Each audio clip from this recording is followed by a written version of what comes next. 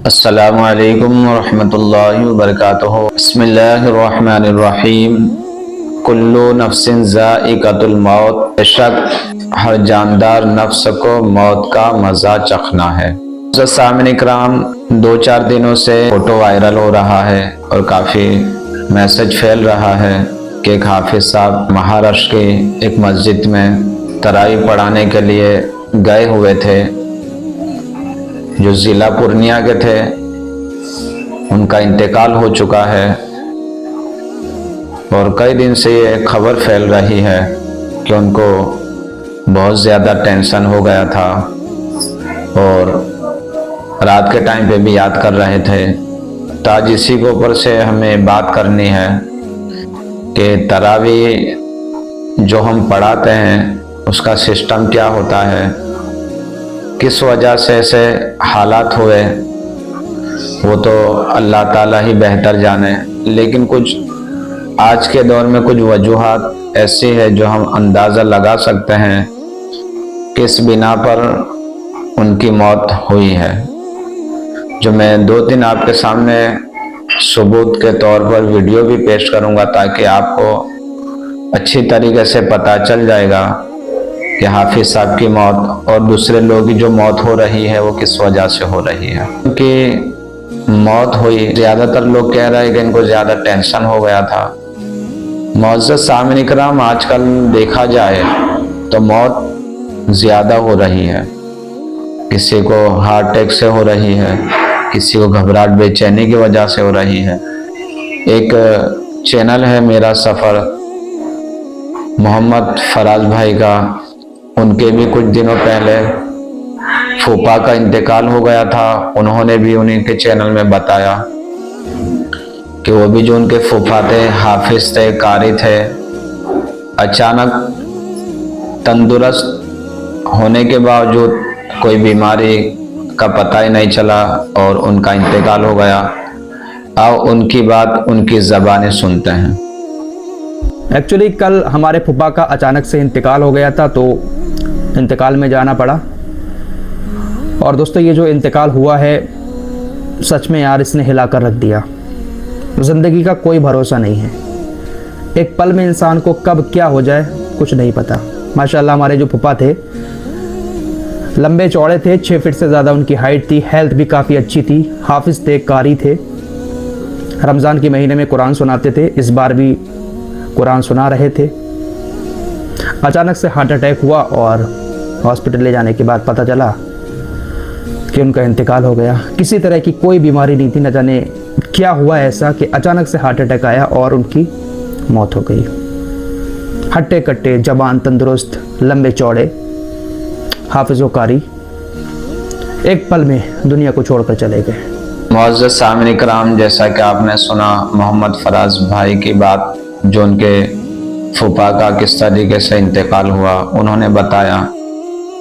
बम्बई के जो हाफिज साहब का आपने देखा होगा फोटो में इंतकाल हुआ। आइए वो डॉक्टर साहब की बात हम सुनते हैं, फिर और आगे बात करते हैं कि उन्होंने क्या क्या रोज़दारों के लिए नसीहत की है, कुछ बातें काम की बताई है। ऐसा फ़ौरन रोज़े के वक्त या रोज़ा खुलने के बाद पीने से क्या नुकसानात होते हैं। आइए पहले इन डॉक्टर साहब की भी बात सुन लेते हैं। रमजान 12 घंटे की भूख, 12 घंटे की, न खाना, न पानी, न थूक, कुछ भी अंदर नहीं। जब 12 घंटे तुम भूखे रहते हो और शरीर एकदम जबरदस्त भूख की स्थिति में आती है, तो सबसे पहले तुम्हारे कमजोर सेलों को खाना शुरू करती है। इसीलिए सारे धर्मों में उपवास का सिद्धांत है। नमस्कार, मैं डॉक्टर पवन डोंगरे मेरे सारे मुस्लिम भाइयों को, बहनों को एक अपील करना चाहता हूं।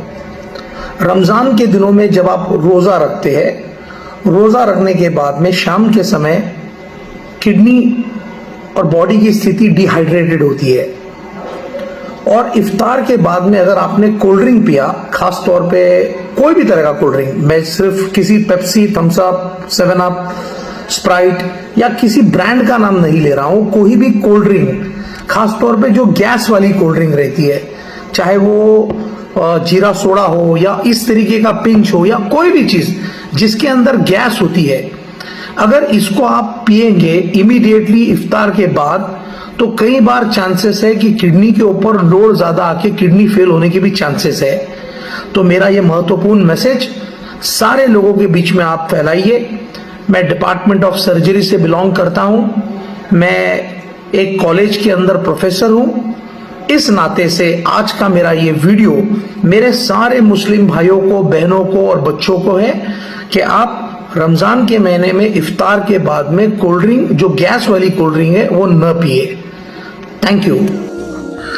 मुअज़्ज़ज़ सामिन इकराम, जैसा कि आपने देखा कि डॉक्टर साहब ने बताया, जो पूरे दिन पेट खाली रहता है हम रोज़ा रखते हैं और जैसे ही हम रोज़ा खोलते हैं तो किडनी के ऊपर अगर हम कोई ड्रिंक पीते हैं जो गैस वाली हो तो किडनी के ऊपर बड़ा ही नुकसानकारक असर पड़ता है, जिसकी वजह से इंसान तकलीफ में भी पड़ सकता है और उसकी मौत भी हो सकती है। मुअज़्ज़ज़ सामिन इकराम, जो ये हाफिज साहब की मौत हुई है, आप फोटो में देख सकते हैं कि इनका इंतकाल वामिट हुई। पहले आप इनके कपड़े पर गौर से देखें, इनको पहले वामिट हुई होगी और फिर उनका इंतकाल हुआ। तो मालूम हो रहा है कि इनको पहले घबराहट हुई, बेचैनी हुई, गैस की शिकायत होगी या फिर कुछ ऐसे मशरूबात पीने में आ गई होगी, जिसकी वजह से यह हाफिज साहब घबराहट और बेचैनी का शिकार हुए, वॉमिट हुई और उनका इंतकाल हुआ और उनकी रूह कब्ज़ से उन शरीर से परवास कर गई।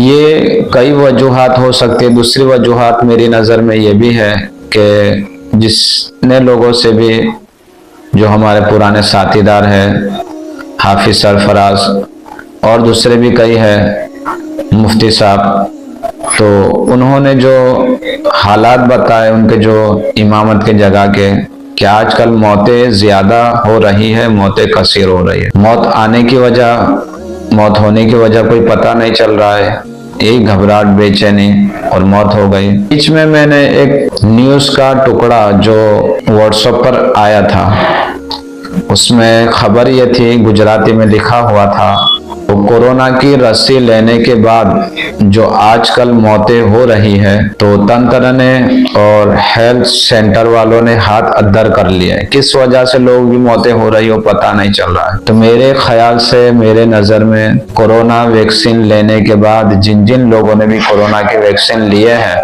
उनकी अचानक तबीयतें खराब हो रही है और उनका इंतकाल हो रहा है। अब अल्लाह बेहतर जाने कि ये वैक्सीन से हो रहा है या किस वजह से हो रहा है, लेकिन अंदाज़ा तो यही लगाया जा रहा है कि ये वैक्सीन का ही असर हो रहा है, कि सिर्फ घबराहट हो रही है, बेचैनी हो रही है और इंसान रूह कब से, उसकी रूह कब से उस शरीर से परवास कर रही है, इंतकाल हो जा रहा है। मैंने भी वैक्सीन लिया था 2000 तकरीबन 20 के अंदर। उसके लेने के बाद काफ़ी चेंजिंग मेरे अंदर भी आई। पहले मुझे सर्दी जुकाम की तकलीफ ज़्यादा रहती थी, लेकिन वैक्सीन लेने के बाद सर्दी जुकाम की तकलीफ बंद हो गई। और दूसरी इस बात पर गौर फिक्र किया मैंने कि तबीयत कभी भी ख़राब हो जाती है वैक्सीन लेने के बाद। अब वल्लाहु ताला आलम, मौसम के हिसाब से होती है या उम्र बढ़ने के हिसाब से होती है, लेकिन वैक्सीन का असर ज़्यादातर पाया जा रहा है और अब वो वैक्सीन का असर हो रहा है। क्या मालूम वैक्सीन बनाने वालों ने उसमें कौन से जरासीम बनाए थे या डाले थे, जिसकी वजह से लोग अचानक बीमार भी हो रहे हैं और इंतकाल भी कर जा रहे हैं। इंतकाल होने का कोई कारण समझ में नहीं आ रहा है। बहरहाल हर इंसान को मरना ही है, कुल्लु नफ्सिन ज़ाइक़तुल मौत का मज़ा चखना ही है। ऐनामा तकुनु युद्रिकुमुल मौत, इंसान जहाँ कहीं भी रहे मौत उसे आनी ही है। ये रब ताला का फरमान है और कानून खुदाबंदी के तहत हमें इस दारे फ़ानी से रुखसत होना ही है। मुअज़्ज़ज़ सामिन इकराम, इन तमाम हालात, इन बातों को मद्देनज़र रखते हुए अपनी सेहत की ख्याल रखें, अपना घर वालों का ख्याल रखें। और ये माह रमज़ान मुबारक का महीना है, इस महीने में ज़्यादा से ज़्यादा कुरान करीम की तिलावत करें, ज़िक्र अस्कार करें, रोज़े रखें और जो माली के निसाब है वो अपने मालों की ज़कात निकालें। इंशाअल्लाह ज़कात के मुतालिक भी मैं आपके सामने अनकरीब रूबरू होने वाला हूँ। अल्लाह तबारक व तआला की बारगाह में दुआ है कि अल्लाह तबारक व तआला हमें हर आसमानी, नागहानी, शैतानी, सुल्तानी बलाओं से महफूज मामून अता फरमाए।